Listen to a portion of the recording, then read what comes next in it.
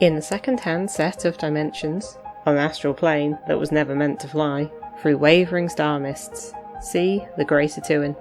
Drifting onwards through space, atop the shell of the world's turtle, are 4 giant elephants, upon whose broad shoulders rests the Discworld. Welcome to Dining Table Discworld. We're reading through the Discworld novels and discussing them at our dining table. Be aware there will be spoilers for the current book and others in the series.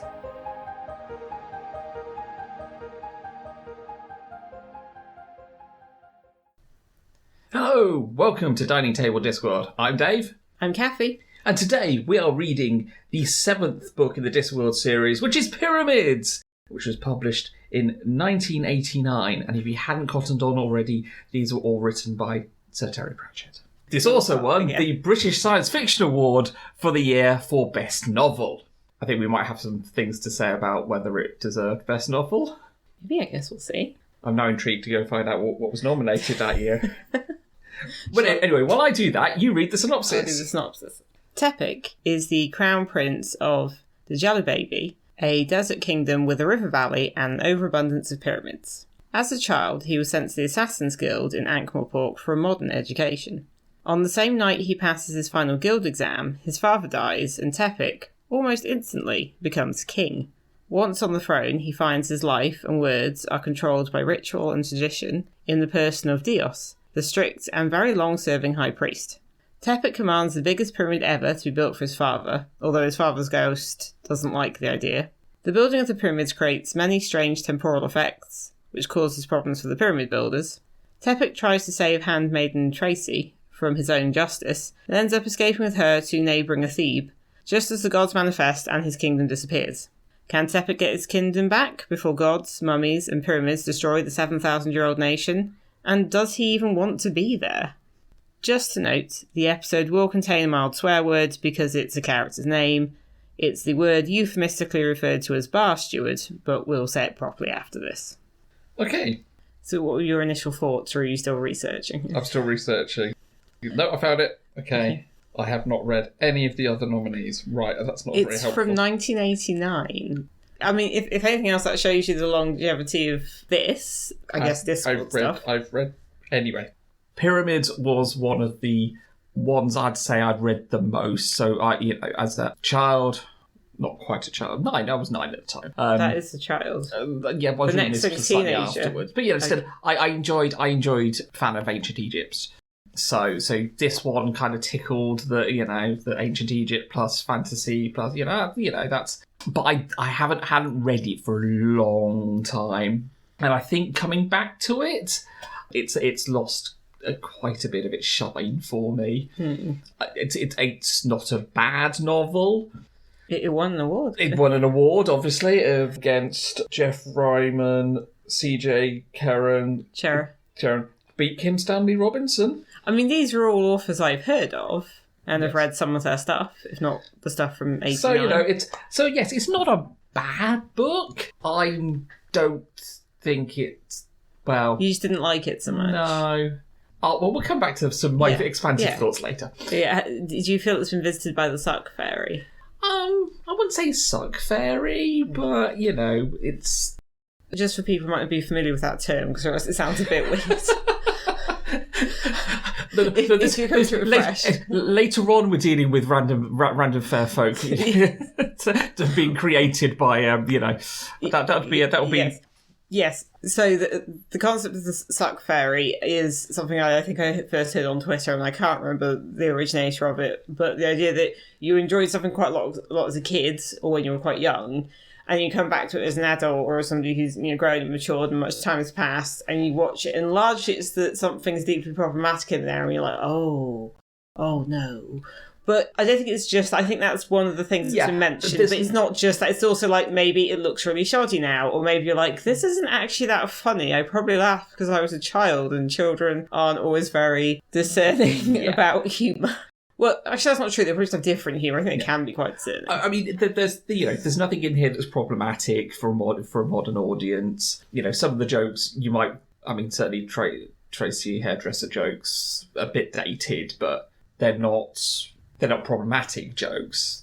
So yeah, what was your initial thoughts? I'll let you have it. So I only read it once, and I think it was reasonably early into me reading Discworld, and I think it was before I'd read either any Neil Gaiman or maybe I'd only read Neverwhere. You might want to leave context for why I know Neil Gaiman. Yeah, no, I'm getting to that. Okay, I'm sorry, I'm jumping ahead there for you. Yeah. So the beginning stuck in my head, the idea of somebody who was the heir to this kind of like royal family that's also gods is living in what I guess would be like a more modern or more developed, more civilized, however you want to say it. Obviously some of that's a little problematic as a framing.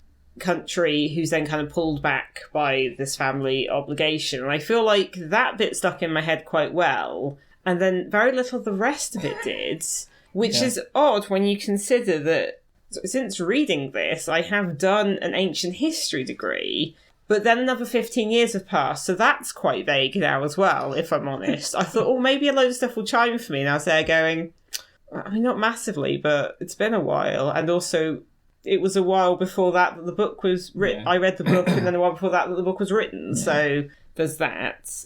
Although I did think that this book was one where the speed of monarchy idea came from, and obviously we've already mentioned in previous episodes it was in earlier books, but I think this is just where it's demonstrated, or that idea is picked up as a sort of like part of it. In terms of the Neil Gaiman thing, so I was recently reminded that Neil Gaiman actually, he's described it as co-plotted it with Terry Pratchett. There was a talk at the British Library between what was Neil Gaiman being interviewed by Ros Caveney, and obviously they're old friends, and it was for the Realms of Fantasy exhibition which took place at the British Library earlier in the year, which we did visit, and there's some pictures of that on our BlueSky. So yeah, that was very interesting. But in one bit of it, Neil Gaiman mentions that, about talking to Terry Pratchett and the kind of friendship they had and sort of talking through ideas and things. And he did say he sort of thought about how he actually, was quite involved in, he called it the plotting of pyramids. And he also mentioned there was a thing some years ago, which I think I did hear at the time, where somebody had put Good Omens through some sort of software, which obviously trained on, Gaiman and Pratchett work, and it kind of identified which bits were more Gaiman and which bits were more Pratchett, and then Gaiman had been a bit like, oh yeah, that's about right, like, we worked on different bits, and then, obviously it was a collaboration, but certain bits were like more one than the other.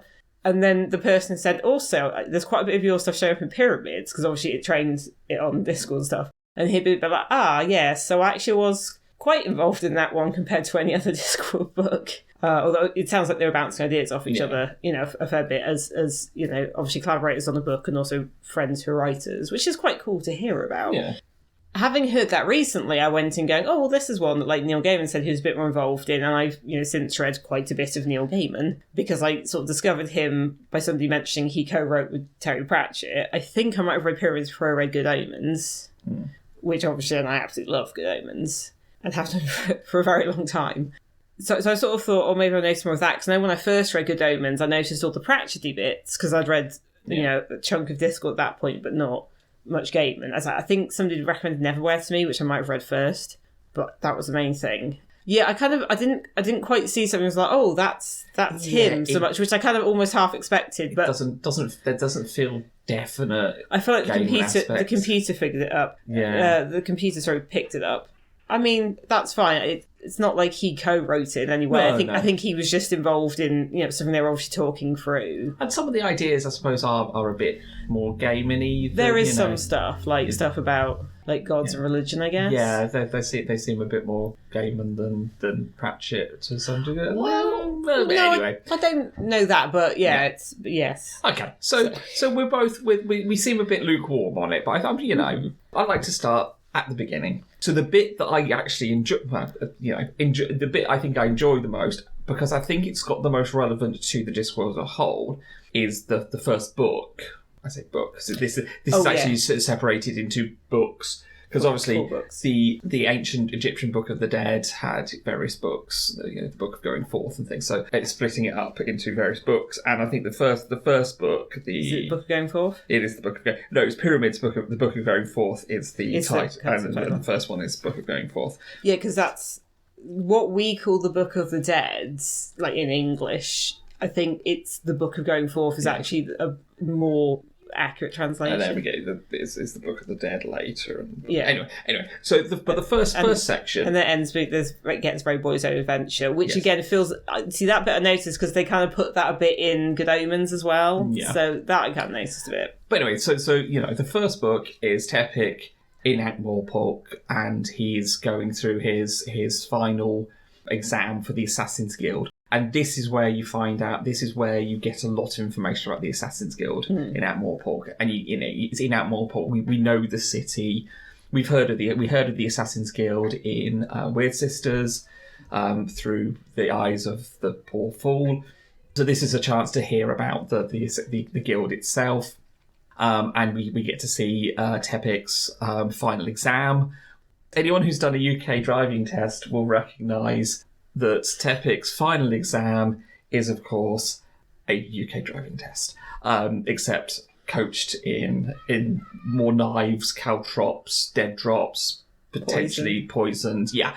I mean, the one that gives it away... Oh, the stopping distance one. Yes, it is the stopping distance one. It's basically, he's asked, what is the maximum permitted length of a throwing knife? And his answer is, maximum length of a throwing knife might be 10 finger widths or 12 in wet weather. Mm-hmm. And that's your classic stopping distance in the UK driving test. And then he's asked to make his way to a location... Proceed to the location and obeying all I want you to proceed at your own pace towards the street of bookkeepers, obeying all signs and so forth, which is I presume, because I actually haven't. No, well, you might have. I think that is more possibly an 80s. Yeah, I was going to say driving test. Yes, I was going to say because you've not done a car driving test. I have done lots and lots of basic motorbike ones. That's not necessarily a good thing, but we'll just go beyond that. Yeah, the driving test is a bit different because the guy's in the car with you. Yeah, the bike one is a bit more interesting because you just have a headset and the instructor talks at you, but you can't talk back. Oh, okay. I don't know how much you're supposed to talk back in the test anyway. Well, quite often if you got it, certainly for my one, when it's a problem, I couldn't get the bike started. It would have been useful to be able to talk to them. Anyway, I think it used to be proceed to this. I think it was more. It's that very standardised language, but it's more that they just tell you where to go. You don't have to know where anything is. Although if you're doing well, you should have done a lot of practice around that test centre. Which I found that bit quite amusing, and he goes across the rooftops. You get to see a bit of assassin-y stuff. You get to see the rooftops of Ankh-Morpork. Gets to be a bit more Ankh-Morpork. Again, we know Ankh-Morpork. This is a location we're gathering more information of as different angle. Yes. Do you know what that's based on? What?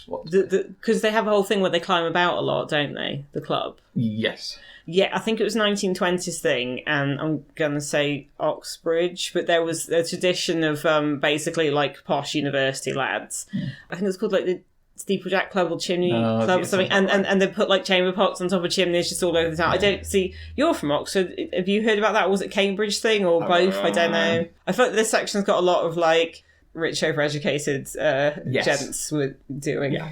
And again, assassins are your rich overeducated gents. Well, I mean, this bit kind of ties into a grand tradition of foreign rulers sending their heirs to, let's face it, the UK and largely Oxford to be educated, and then they return to rule, and it's all a function of obviously colonialism and empire, and obviously the white supremacist idea of civilizing.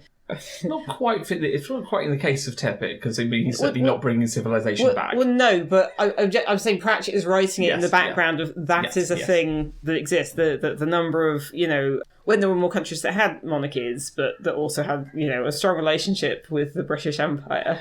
A lot of them were educated here, and that's probably how you got much diversity in these places. Is rich people from abroad.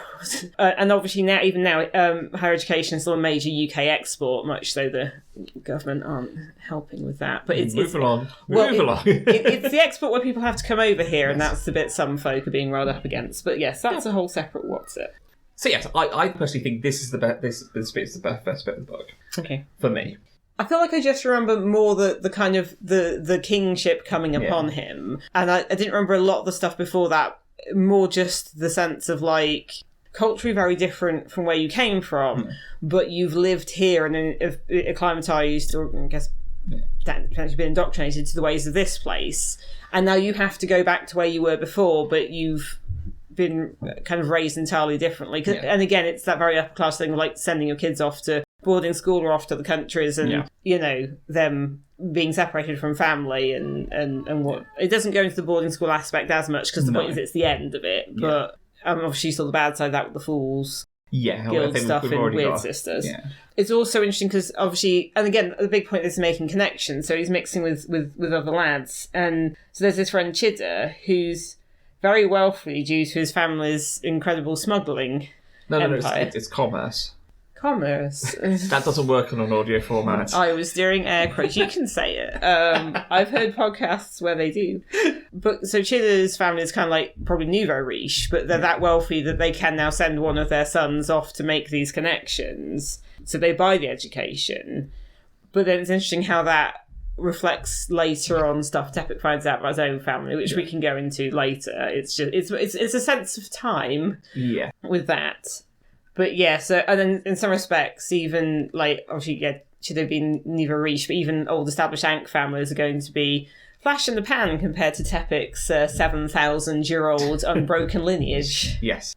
That section kind of finishes off with him suddenly finding that wheat is growing where he walks. And the River Ankh, which was sluggish and slow and is suddenly flooded with an abundance of water and there's the thing with the seagulls, which I feel wasn't built up on as much as I thought it was going to be. No. His father likes the idea of the sea, hasn't seen it because they've got the delta, but that's the only coastal bit. The thing with the Jelly Baby is that it's very long and thin. It's basically just the river valley, which obviously, it's the Nile. Yeah, it's exaggerated Nile. It's the Jejel. Yeah. I'm not sure if I'm supposed to even be pronouncing the D, if I'm honest. There's a lot of letters we don't pronounce in this book. This is a very language more so than the rest of English. This is a very written language heavy joke. Book. The country name means child of the Djel, and I feel like if you say it out loud, you see what the joke is. But maybe if you read it, you didn't get it right away. No. Do people generally know about jelly babies? I would hope so. They are tasty. That's true. One thing that I thought of. I don't feel like Pratchett is railing against anything here. He's just riffing on stuff. And is that what is missing? That might be. Because he's riffing on a lot of ancient stuff. He's going to move into the, looking at the Jelly Baby and it's... I'm just going to call it Jelly Baby and just... I was trying to pronounce the D. I know, but we're just going to, I'll just go with Jelly Baby. And, it's the country. So it is this ancient, country with a grand history of pyramids. It's called the Old Kingdom, which is a name of part of one period of Egyptian history, but they've got Old Kingdom, Middle Kingdom, New Kingdom, and Jelly Baby just has... Ptolemaic. They have one form of Old Kingdom. That is it. It is the same. It's also Kingdom of the Sun. And they do... Child of the Gel. Yes. The Gel. They do a good line in pyramids. Too many. Too many pyramids. So this country lies between Sort and Ephebe. Yes. Which is Greece and... I think it's Troy because of the wooden horse joke. Yes. But it's not anyway otherwise Troy. The only thing they mentioned about Sort is that it's also a desert kingdom. Looking at the Discworld companion, it just mentions, they have some pyramids, but not as much as their neighbours, and they've gone out of fashion. So I think the Sort's just kind of there as the other side of the joke, and then they can do the wooden horse joke. Yeah. It's not Troy, because Troy wasn't a desert kingdom, and also there wasn't a kingdom in between Troy and Greece. It was just the isthmus, and it's a bit of a joke. It's another ancient joke. It doesn't really get Ephebe gets later because that's clearly Greece. But Sort is kind of just there as to be the other power. That Jelly Baby is separating these two. The point is, it's a buffer state, and it's been a buffer state for a really long time. So the only reason it has any power and it hasn't been taken over is because it's been between two other also ancient but not as ancient powers that are at war, and it's just the buffer state, so it just kind of plays them off against each other in order to continue existing. And hopefully getting plenty of trade goods through and taxing them to pay for the pyramids. Well, it's been bankrupt for... Yes, it's been bankrupt for thousands of years. It's a great tradition of pyramids and bankruptcy. Yes, absolutely, because they're incredibly expensive. So when we get to Jelly Baby, the Pratchett's take on, various things of Egyptian what I'm thinking now is, do we want to talk about like the setting or the plot or a bit of both? I've got some like Egypt stuff I can say. A bit of both. I so rarely get to use anything from my ancient history degree, and I won't use a lot now, but you know, it's something. I was just going to say, he starts playing, so you get lots of things because you've got the old what they call them kings, not pharaohs, but No, they do say that with pharaoh. Okay. Anyway, they mostly say king, but pharaoh is mentioned. Yeah. Who is being mummified while he watches as a ghost, which must be a slightly. He does seem a bit uncomfortable with it. I think. Well, the thing is, so Tepic's father was. Tepic Simon, is that how we're saying it? I think so. Because he's Tepic Simon the 26th, and then Tepic is Tepic Simon the 27th. Well, I haven't rechecked those numbers, but it's Roman numerals, it's something of that nature. And his father seems to have been like a nice old chap who's lived in the system. I think he had to fight to get Tepic out to have a modern education. Yeah. Yes. Did I get it right? Yes. Good for me. The 1397th monarch of Jelly Baby. Yeah, there we go. So yeah, I think he had a bit of struggle to get Tepic out to get him educated, and it kind of means that Tepic has this odd relationship with this guy he doesn't really know that well, and is also his father who was around, but is also a god that he is supposed to be worshipping up until Tepic himself then becomes king and also a god, but doesn't, other than one brief flash, doesn't seem to have much in the way of powers, just is him. And of course he's so out of step with where he was grown up because he's been educated and raised somewhere different, so he's asking questions, and it's incredibly stuffy in numerous ways and very rigid and tradition bound, and there's this idea that it's not changed in 7,000 years, which I would normally object to as a conceit in a book, except this actually is part of the plot. Yes, it literally is the same day. But not in a Groundhog Day way. No. Just that the time is constantly being recycled. Which is an odd concept, but have you met the Discworld? There was pyramid theory for a while, which is the idea that if you put things in a pyramid, they'd be preserved, and just that the shape did something. So there was that whole thing, I think it's a little bit like New Agey, where you'd put like razor blades in a pyramid shape and it'd all stay sharp. You could put things in there and they'd be like preserved, so I guess you didn't need a fridge or something. And I think it came from the early excavating of pyramids and finding the preserved bodies and going... Ooh. That's mummification, they put a lot of stuff in. But they didn't know that at that point. It was just like, well, they're in a pyramid, so obviously that's the answer. Yes, I think what's happened is that, Pratchett is playing with that. It's a bit like, well, actually the pyramids do have a temporal effect, and then it's explained later on that it was understood how it worked initially, and then people lost how it worked, and they became bigger, and it became more and more of a problem, so that and this is one of the first things where time gets played around with before we get to the more time-focused stuff. Every day that is created is sucked in by the pyramids and recycled. So it's been the same day for 7,000 years, but time still happens. And again, the Discworld Companion describes it as a bit like Death's Domain. Yeah. Stuff still happens, events still pass, things grow, people live and die, everyone's life continues, but the time itself is the same time being cycled. So that's why it gets really stuffy. And it literally feels oppressive and dry and heavy because it's the same time. It's just been recycled. What that made me think of was something that Mark Ashiro, who's like an author and he does like Mark Reads, Mark Watches websites, which I was reading and listening to a while ago. I haven't so much recently, but there was a point where he said something about, because he's from the US, and he had something about coming to Europe and feeling like this great weight of history. And me as somebody who lives in Europe and also has studied a lot of history was a bit like, oh, okay. But it did also make me think about, like, when I've taken Americans to, like, say, Worcester Cathedral, and we go to the crypt, which is the oldest part, and you're sort of like, oh, these are, like, however many 100 years old, and they're all really impressed. And I'm a bit like, all right, fine, this is just in my hometown. That weight of history thing made me think, obviously people have different experiences with that. I guess it's like that, but in, like, a bad way. Or, like, because it's, like, stuff's so old, I guess. But if you come from somewhere where stuff's newer, that makes... I guess the comparison. I suppose even if we were to go to, I suppose when I've been to Rome, we've been to Athens. Yes, I haven't been to each. The thing with Egypt was ancient to the ancients. It was ancient to the Romans when they conquered it. It was ancient to like the Hellenistic Greeks when they conquered it. Yeah. So Egypt was very much one of these things like that thing's been there forever, which again I can get more into, but we'll continue talking about the book. That was a detour off, but so it's what I have. Okay, it's fine. So we were talking about we get to see the mummification process. Yes, because his ghost is watching it. Yeah. We get the pyramid construction. So, a Tepik arrives and, basically it's why his father must have a pyramid when actually he wants a sea burial, but, that's not how things are done. In a sort of weird power struggle with the very intrusive and controlling and domineering High Priest Eos, who we will get to. Yeah, we will get to him. Tepik originally is a bit like, I kind of feel like my father didn't want a pyramid, did he want a sea burial? Which means he must have mentioned it quite early, because Tepik only saw him as a kid. But somehow in the power struggle of how things are managed, Tepik ends up saying he will have a pyramid twice the size of the biggest one we've ever built. Yes. And it's a bit like, that's a bit bigger than we'd do. Okay. And then the giant pyramid is the problem.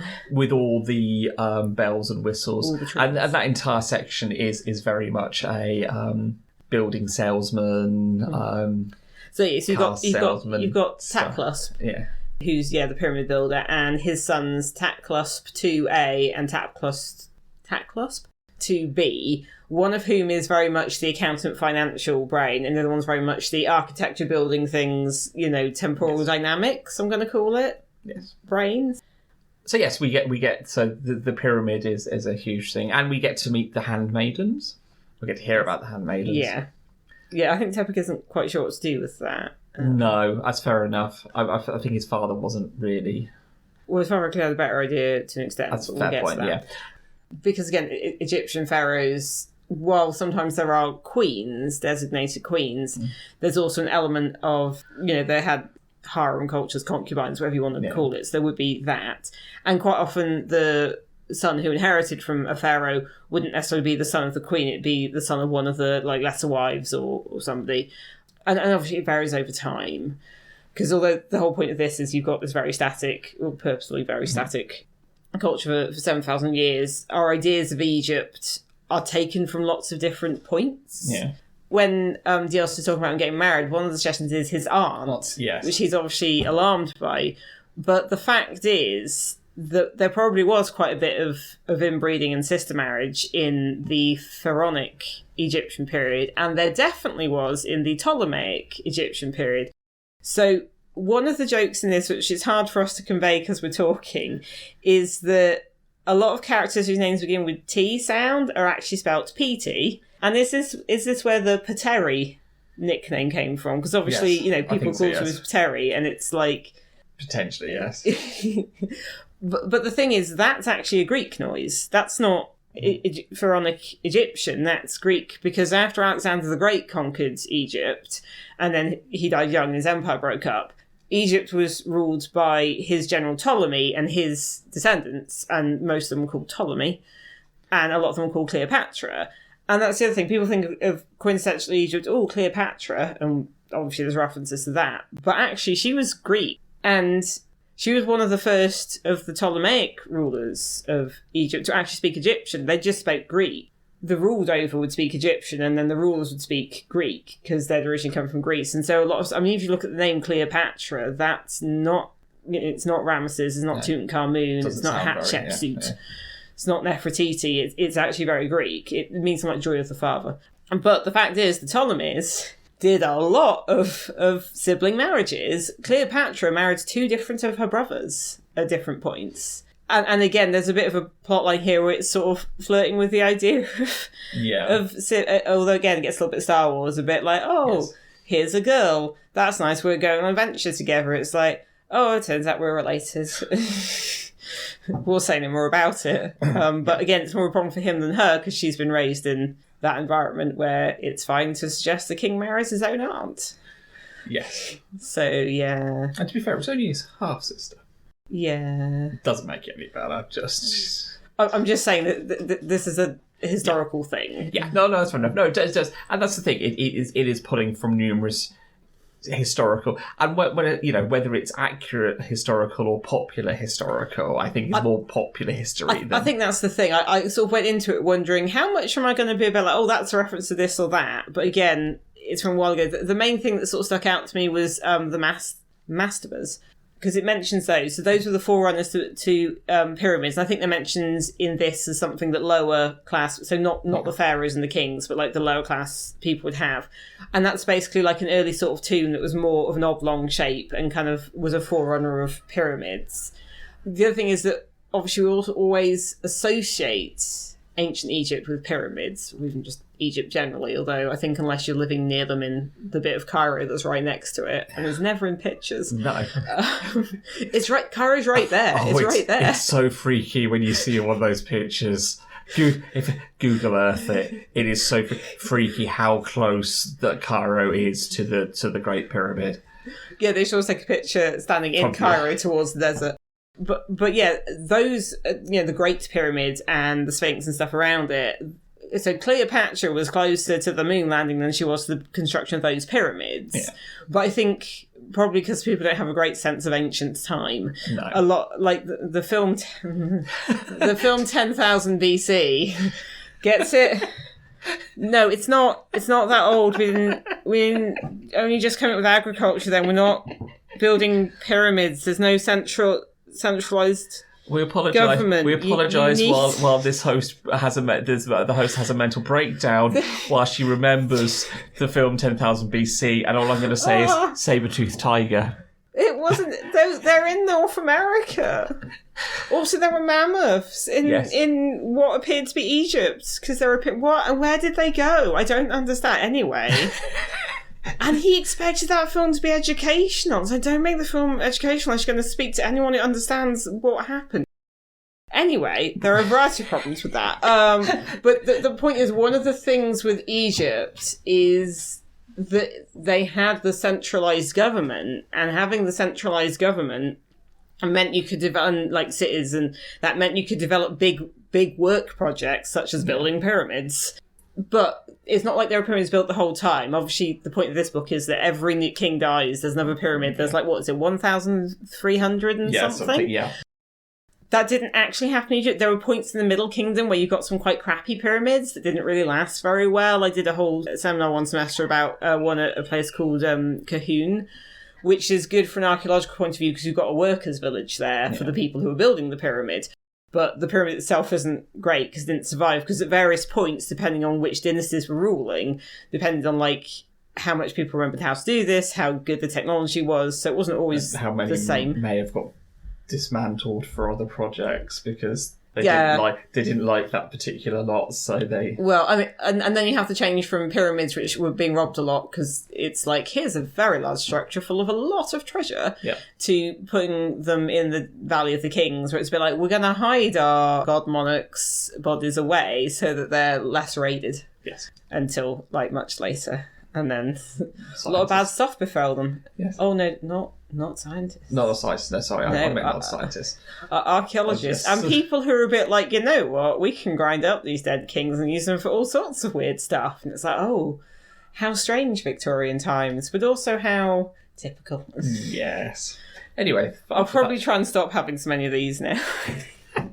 It's all right. They literally ground them up and used them as fertiliser, and then people claim they had magical properties and they would snort them, and you're like, this is not how you should treat the remains of the dead, and also it's very gross. Yes. Anyway, so in Jelly Baby, moving to the fictional, sure. We also have so we mentioned the High Priest Dios, but there is also numerous other priests and gods. Well, there's lots of gods who appear later. There's various priests, but they're very much ruled by Dios. Yes, but we were just saying, but there are conflicting gods as well. There's numerous gods that push the sun across the sky, which again I think is another example of. I'm watching my wife attempting not to kind of just have another little. I'm not going to go on about Ra and Amun, but there were different gods at different times, which is how polytheism over a long period of time tends to work. But in Jelly Baby, they are all valid all at once. I think the point is you have a lot of gods. You have gods for everything, which isn't... I mean, Rome was said to have had that. That's not unusual. But everything is incredibly ritualised. Everything is incredibly traditional. This is this day and we will do this. It is this hour of this day and we will do this. And that is what Tepic, who's been, a young man about town in Ankh-Morpork, being trained to be an assassin, which isn't just being murdery, it's also doing it in like a fancy way and being able to, I think, be in society. And suddenly he's there in this. And the other thing is, so he's the king and a god now, but he has to wear a gold mask and no one listens to him and he can't decide anything. Yes. It's this very controlled life, which I think might be a comment on monarchy, particularly very ceremonial monarchy in general, but we'll not get into that. And what happens is anytime he says something, so there's bits where he's like talking, he's supposed to be giving judgment to people, and he's a bit like, oh, I can make some judgments. And then he'll say, oh, I think it should be this. And then the priest will interpret his words, which were in the same language, and say, with all the ceremonial pomp and stuff, oh, the king decrees this. And Tepik will be like, that's not what I said. And the other is like, no, but what you clearly meant was this, because this is the reason why it's this. This is what goes. Yes, so pomp ceremony, he wears a gold mask, the face of the sun, and during his official functions carries the flail of mercy, the obsidian reaping hook of justice, honeycomb of increase, the asp of wisdom, the sheaf of plenty, the gourd of water of the heavens, the three-pronged spear of the waters of the earth, the cabbage of vegetative increase, and the scapula of hygiene. I don't think I got that joke when I was younger. So, yeah, everything's very... Yes, there is every hour, there is the words. There's the hours, and yeah. So, it's very constrained, and yeah, Dios is originally introduced as a man with a very strange bedroom. Yes. And it's clear that he's clearly running things, but everything must be according to this very stiff, controlled, stultifying order. And it says a lot about how old Dios is. He's always mentioning how old he is, old he is. He was the high priest when his grandfather was. So one of the sort of, I guess, going back to some of the more plot stuff, is that there's Tracy, spelled with a P. Tracy. Because in the Greek, they just say Ptu. She was a handmaiden. She was a favoured handmaiden of his father, but not in that way. It's basically that she's his half-sister, which his father's ghost mentions quite early on, but obviously Tepik can't hear him. And basically he sort of took an interest in her, so he kind of was being very paternal to her and would like get her to do stuff in a sort of proud, fatherly way, which is nice, because the point is that she says, like, oh, her family's always been handmaidens. Yeah. So obviously, which again goes to the whole inbreedy systematic thing. If you've got a family of women who are always serving as, that kind of role for the king, then it's like, yeah, everyone's quite related, aren't they? Yeah. But yeah, so Tracy is close to the king, who she didn't know was her father, and then he dies, and she protests about the pyramid. She said he doesn't want this. He never wanted this. He said this. And so Dios is like, well, she'll be thrown to the crocodiles, the sacred crocodiles. And Tepik's like, no, I don't want to do that. But as ever, Dios countermands him. So Tepik uses his assassin's training to break into his own dungeons and free her, and then possibly free some other people. And then people will be like, oh, the king will be after you. And he's like, but I am the king. And then when he's caught, then Tepik says to Dios, look, just tell them who I am. And Dios is like, you are against the king's justice. So Tepik's basically, he's saving her from his own justice. Yes.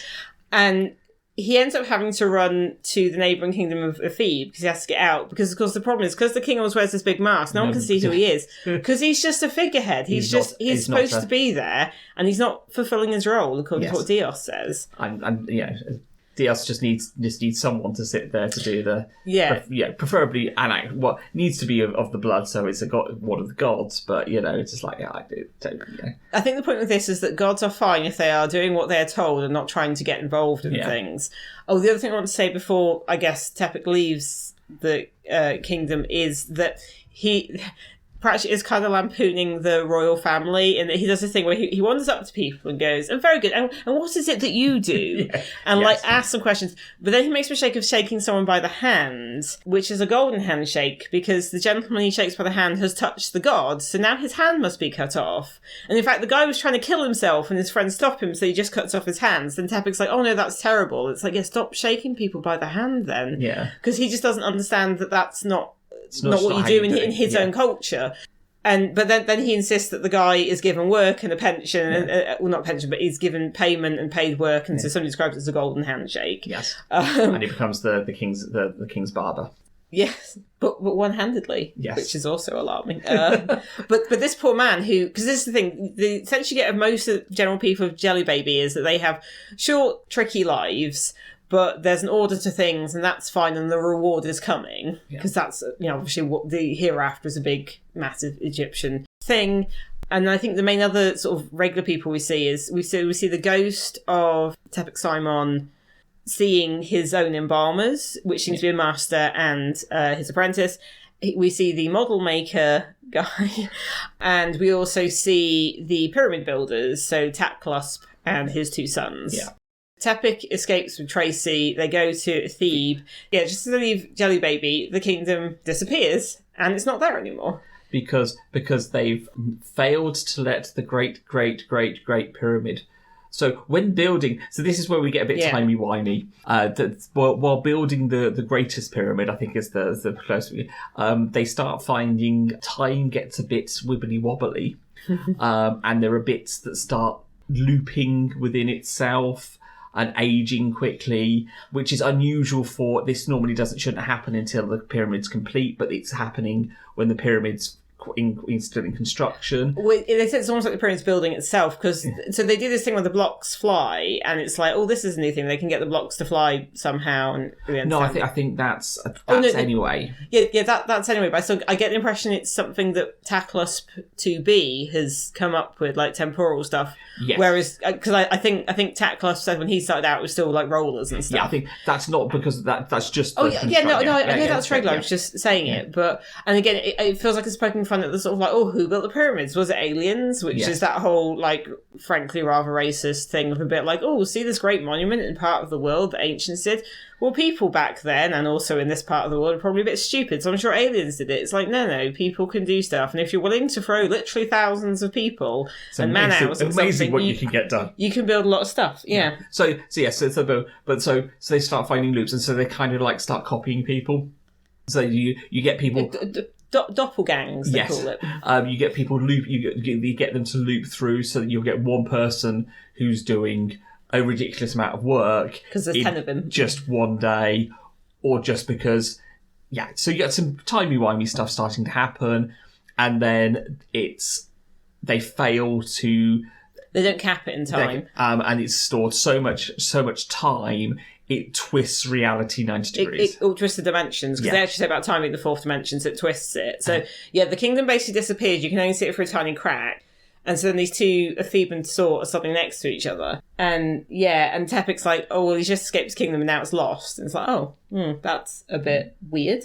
Yeah. As Tepik and Tracy are escaping, they go to the palace stables and they steal the greatest mathematician in the world, you bastard. Yes.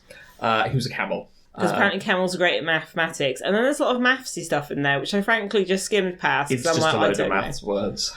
And they kept referencing other camels that invented other things. I'm like, yes, camels maths. Mm-hmm. Yeah. That's where I got to with it. I mean, it's know more maths. Yeah, but it's just maths words. It doesn't really mean a lot. Fine. And it's just an ongoing joke in this that, the camel is super clever, which I think is just based on them being able to spit really accurately. I think also they spend a lot of time just sitting around chewing their lunch. Chewing the cud.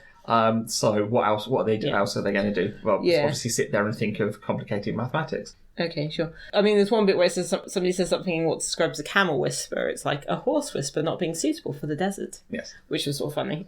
So you have sort of two things at that point. You have what's happening in Jelly Baby and what's happening in the Thebe. So in the Thebe, Tepik and Tracy hang around. They meet a lot of philosophers, because the Thebe, being ancient Greece, is full of philosophers who are shooting arrows at tortoises.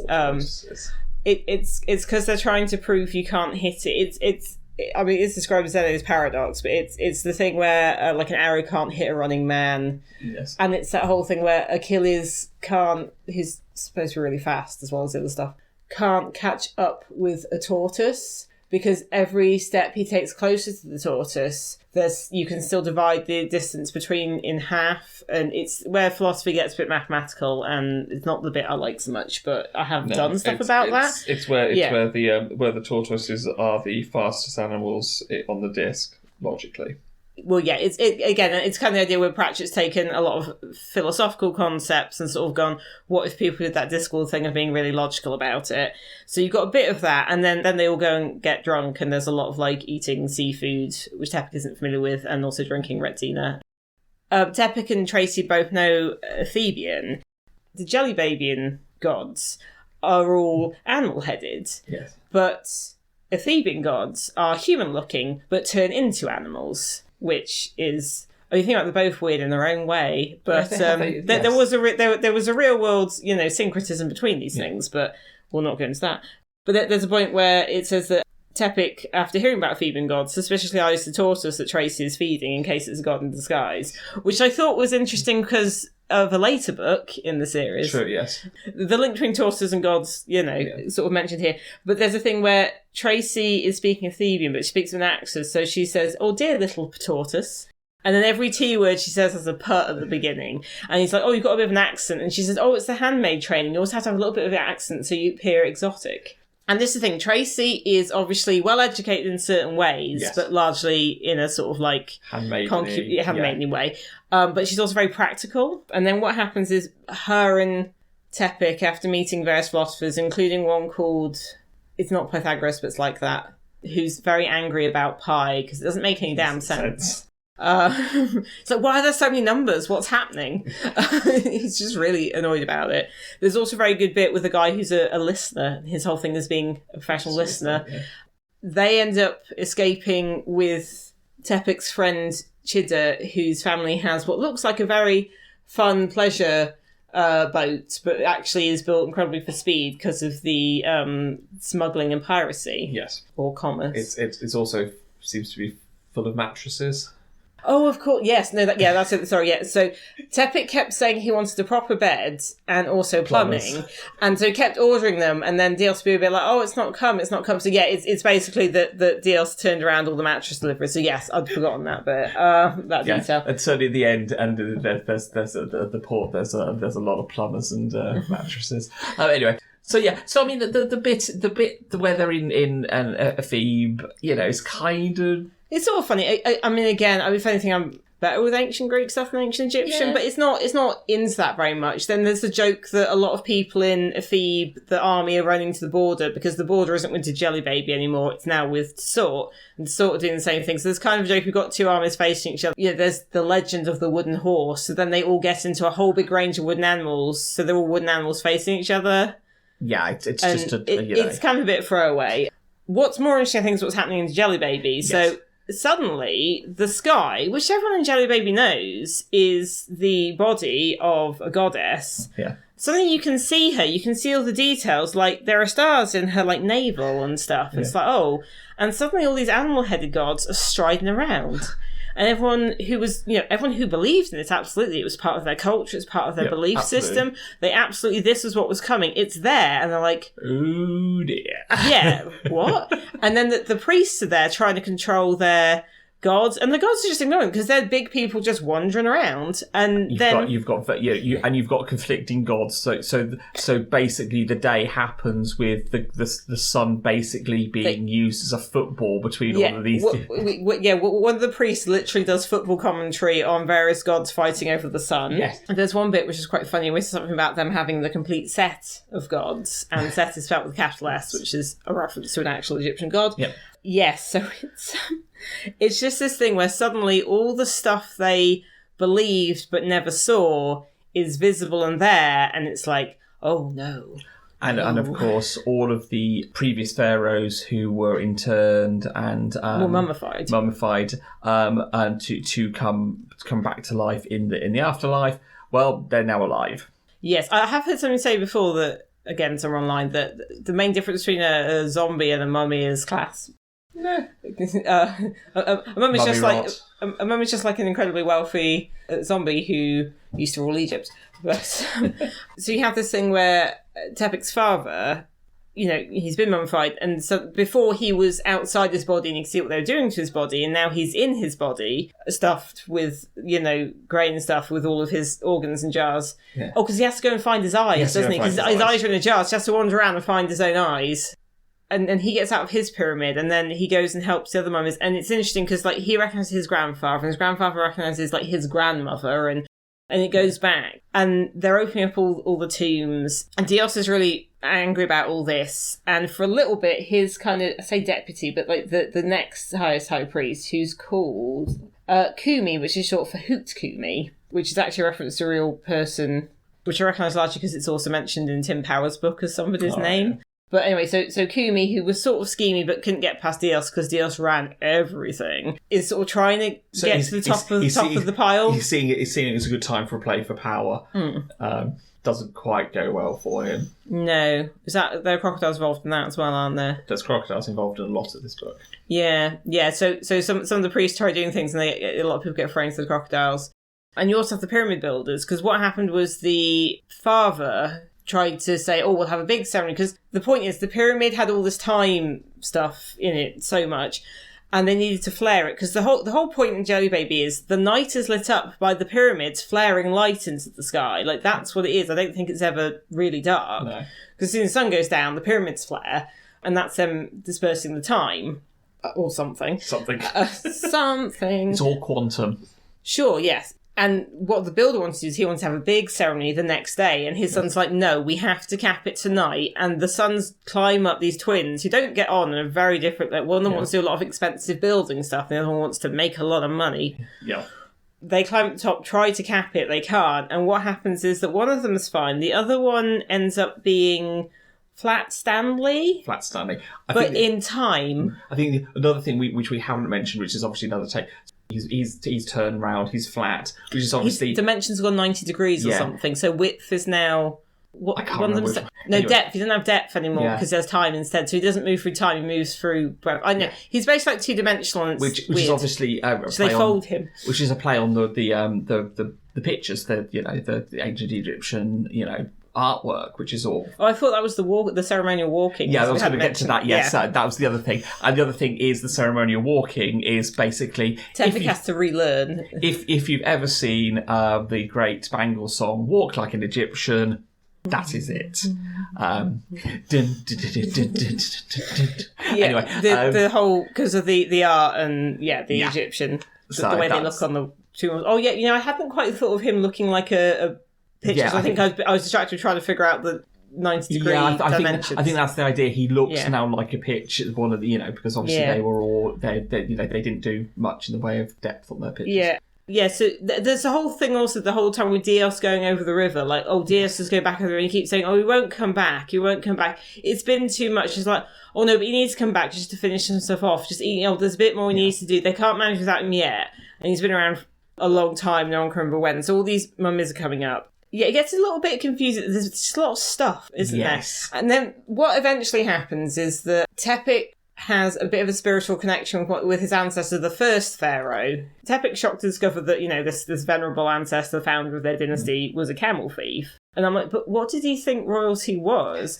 The upper classes, the ruling classes, they stole and steal to get and stay where they are. And this isn't actually that pointed out for a Pratchett book. And that's when I sort of thought, it doesn't feel like he's railing against anything, but it's there. Because Tepik's like, wait, we were camel thieves. But the point is the camels are the clue, because the camels can find the river valley because of the fancy math stuff. Yes. So then Tepik takes the camel back. He gets into the kingdom. He gets into the kingdom. So they have to get in, and basically, basically, they find out that they find Dios' his pyramid. So this is the thing, all the mummies, they can't understand each other. They find the oldest pyramid, they break in, there's no one in there, there's all this writing on the wall, there's a lot of marks on the wall, which I'm like, that was at the beginning of the book. Yeah. And what happens is, the newer mummies can't read it, so they form a chronological chain of everyone who can read it, because of course, even though it's been the same, things have still changed. Yeah. And the language has changed, so they're all kind of doing Chinese whispers back and forth to translate what was said. Which again is a little bit like, because you've got hieroglyphics, and then in the actual world you had Coptic, and you had Greek, and you had different languages follow on. So they have this chain of mummy. But what's basically revealed is that Dios has been going to bed in his pyramid, the oldest, smallest one, every night and recharging, because the original point to the pyramid is you put the dying but not yet dead ruler in, and the pyramid would just keep him going, but then they forgot what it was and they started doing it after they're dead and mummifying them. And the point is, Dios has been there for 7,000 years controlling everything. Yes. And that's why he can't change out of anything, because he's been one way for 7,000. And he keeps saying, oh, next time he goes across the river, he won't come back. He won't come back. And it's like a workaholic. It's something who's a bit like, oh no, well, I'll finish. Oh no, I won't do that. And yeah, he just can't let go, which is kind of like a bit terrifying and sort of sad. Yeah. So they work this out, and they also realise that they have to flare, the Great Pyramid. So in the end, Tepik has to climb the Great Pyramid. Hence all the climbing stuff earlier on. Yes, which doesn't quite work until he gets basically a hand up by all the mummies, where they form basically a huge human pyramid. A huge pyramid of mummies. Yes. Which is, to lift him up. And he uses one of his... And he says he's kind of being held up by his ancestors, you know, it's this whole thing. And he manages to It weirdly made me think of some of the bits in Avatar where all the previous Avatars show up. It's like, but more bandagey, I guess. And then the kingdom returns. Yeah, once he flies the pyramid, And obviously they And then it gets a bit messy, but basically ends up that Tepik is like, I don't want this. Yeah. And because he's got like an uncle or somebody who trained as an assassin and went off. Yeah. So he does that, and he puts Trace in charge because it's revealed.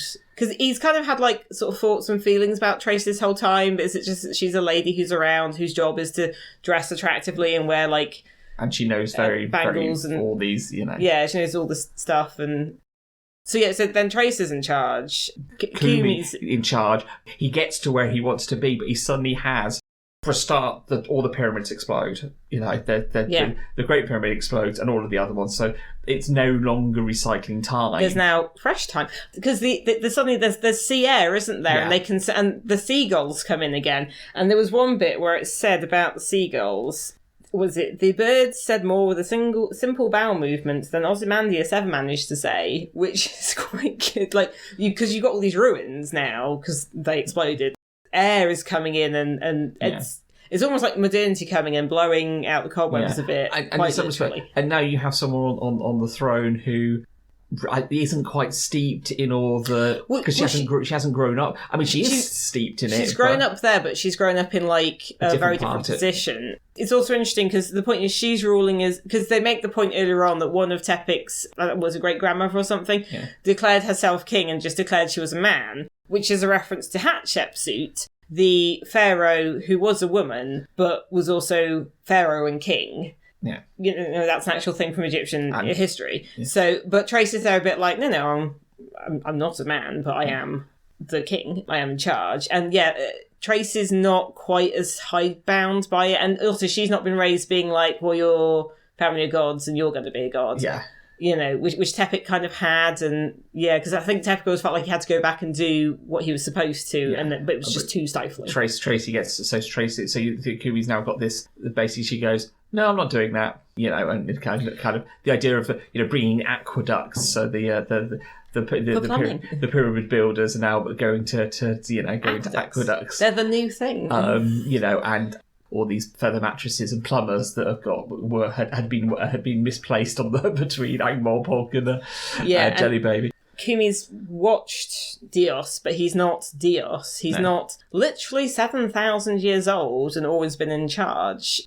The thing with Dios I quite like is that it turns out Dios is not only 7,000 years old, he's also cyclical. Yes. Because Dios goes back 7,000 years. I don't quite know how. I guess a pyramid explodes in time. And runs into what I assume is a load of camel thieves. Yes. So the point is he's been the high priest that entire time and has basically sculpted this entire 1,300 whatever strong dynasty in all these rituals. Because what happens is he wakes up, he doesn't remember everything, but he does remember what the rituals are because it's all burned into his brain because his brain has been 7,000 years of just the same thing. Yes, and that makes it... Because he's kind of the baddie, but you sort of feel a bit bad for him and a bit like, well, no, a human can't really go through that. That's why he's so odd like that. Yeah, that was pyramids. I feel like we got in more than we were going to, although part of it is admittedly my diversions on the topic. It's on topic. So I think for my final thoughts, it's a interesting read, especially if you know can draw the parallels to popular ancient history stuff. From a Discworld point of view, I think the insight into the Assassin's Guild is great because of what you see. We'll later on have various characters that go to the Assassin's Guild. I think it isn't memorable because,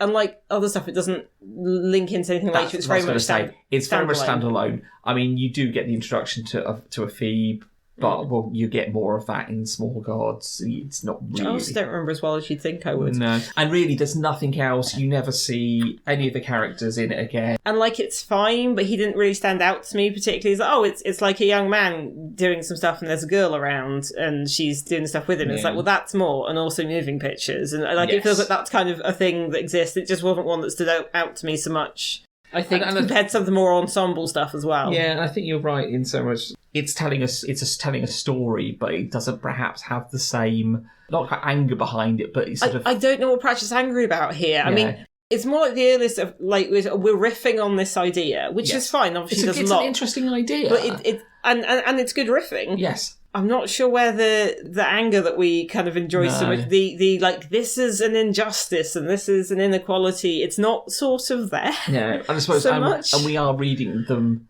in order. Yeah, and yeah. Just, and just this one kind of feels like not quite a placeholder.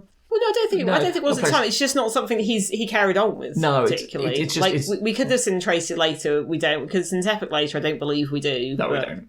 I would say if you're starting Discworld, don't feel bad if you don't read Pyramids. But if you're interested, if you're interested in the assassin stuff, I think it's definitely got a nice introduction to the Assassin's Guild. Which there's some reasonable jokes in there. I just don't think they're ones that carry over to other stuff because the characters don't really carry over. No, it is nice and contained. Fell a bit flat for me. I feel like other ones I think of as standalone can still kind of be put into the whole Industrial Revolution thing, and this isn't even that. No, it's just we've gone to Egypt for a bit. But anyway, so I think general view is all right. Yeah. So thank you all for listening to our ramblings and diversions. Yes, thank you very much. Next is Guards. So thank you all very much for listening. We shall catch you next time. Bye. Thank you for listening to Dining Table Discworld. You can find us on Facebook at www.facebook.com/Dining Table Discworld. You can also find us on BlueSky at dtdiscworld. All our other contact information and credits for our music can be found in our show notes. Thank you for listening again, and we'll see you in our next episode.